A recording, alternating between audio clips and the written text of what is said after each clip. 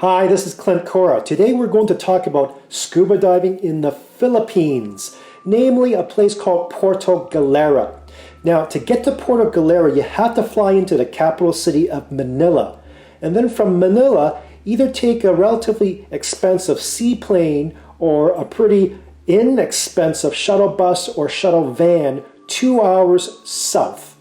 You go 2 hours south until you reach a ferry port called Batangas. From there, take a ferry about an hour and a half across the water to the next island south, which is called Mindoro. From there, that's where you'll find Puerto Galera. In Puerto Galera, the main action for all the scuba diving will be at a place called Sabang Beach. This is in a nice lagoon. Now, it's all set up for scuba divers because pretty well all the dive resort hotel accommodations and dive shops are all beachfront. And you can literally walk from your room to the dive shop to the beach where the dive boats will come.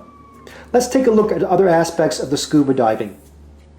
Average water temperatures around Puerto Galera are around 79 to 84 degrees Fahrenheit or 26 to 29 degrees Celsius. Now, during the winter months, especially in December, for the deeper dives, there will be thermoclines. And in the deeper sections, the temperatures can dip as low as 72 degrees Fahrenheit or 22 degrees Celsius. The cost of scuba diving, again, is very affordable in the Caribbean, much like anything else there. It's pretty well on par with the lower price Caribbean destinations like Dominican Republic or Roatan, Utila, or Bonaire. In my opinion, the scuba diving around Puerto Galera is on par with the Caribbean type of diving. It's not any better. It's not any worse. I would say it's like average Caribbean scuba diving.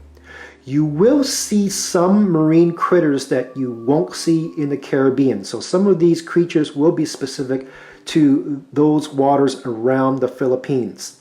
But again, the diving is extremely affordable. Sort of like the cheaper destinations in the Caribbean, like Roatan or perhaps like Bonaire or Dominican Republic.